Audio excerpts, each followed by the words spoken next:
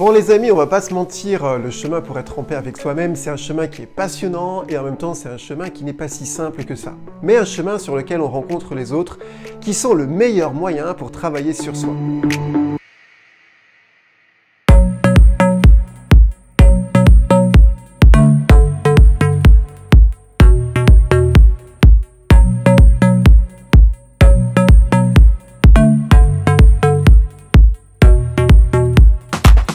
Aujourd'hui, je partage avec vous 2 erreurs à éviter qui nous permettent de moins souffrir et que je résumerai sur le fait d'avoir des attentes qui ne sont pas bien ciblées, des attentes à l'égard d'autrui ou des attentes à l'égard de soi-même.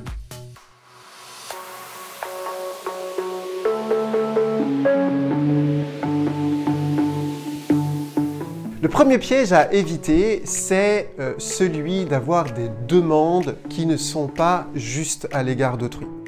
Je peux passer ma vie à être en demande et avoir des attentes à l'égard d'autrui, que ce soit des attentes de consolation, d'affection, de signes d'attention, que sais-je.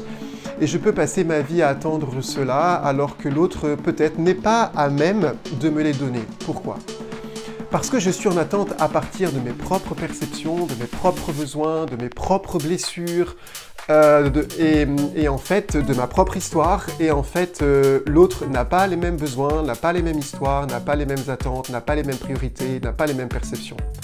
Et donc si je passe ma vie à attendre que l'autre me donne ce qui juste correspond à ma propre vie, à mes propres attentes, je peux passer toute ma vie à être déçu, en colère.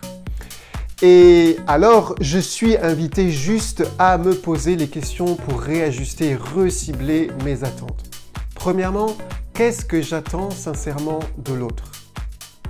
Deuxièmement, est-ce que je suis en droit de lui demander ceci ou cela? Troisièmement, est-ce que je me donne à moi-même ce que j'attends d'autrui? Je vous donne un petit exemple. Si je suis en attente d'affection ou d'attention ou de bienveillance et qu'en fait, je ne prends même pas le temps pour moi-même d'avoir de la bienveillance, de l'attention, de prendre soin de moi, alors je peux me poser la question, pourquoi est-ce que j'attends des autres ce que je ne me donne pas à moi-même?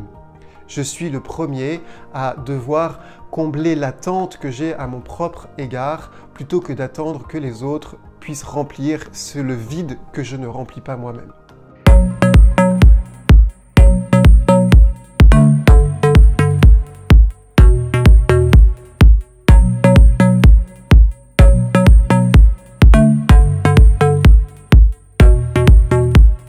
Deuxième erreur à éviter, c'est quand j'ai des attentes qui ne sont pas ajustées à l'égard de moi-même. Et en fait, c'est juste le côté opposé. C'est-à-dire, eh bien, je suis dans l'attente, en me comparant avec quelqu'un, de répondre à tel ou tel besoin, à telle ou telle circonstance, et de faire telle chose, et d'avoir tel comportement, et d'avoir tel niveau, et de réussir tel objectif.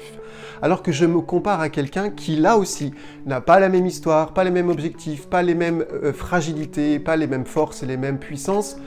Et je suis là en train de me comparer et en fait, juste, qu'est-ce qui se passe? Puisque je n'arrive pas à être comme l'autre, eh bien, je me juge et je me sous-estime ou mésestime. Et alors là, qu'est-ce qu'il y a? Culpabilité, frustration, colère à l'égard de moi-même.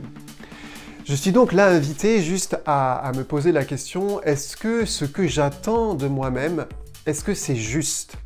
Est-ce que ça fait partie de mes valeurs? Ça fait partie de mes objectifs? Est-ce que c'est véritablement moi? Est-ce que ça me passionne? Est-ce que c'est ajusté avec ce que je suis? Et enfin, une autre question, ou en tout cas un autre discernement, c'est à quel endroit est-ce que je progresse? À quel endroit est-ce que je suis à ma place? À quel endroit est-ce que je suis de plus en plus moi-même?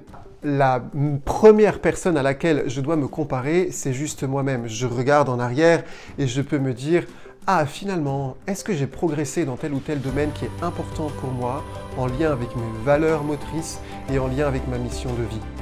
Et là, je pourrais juste réaliser que je suis en train de grandir et en train de progresser et que je suis sur le chemin de la vie qui n'est qu'un chemin de progrès.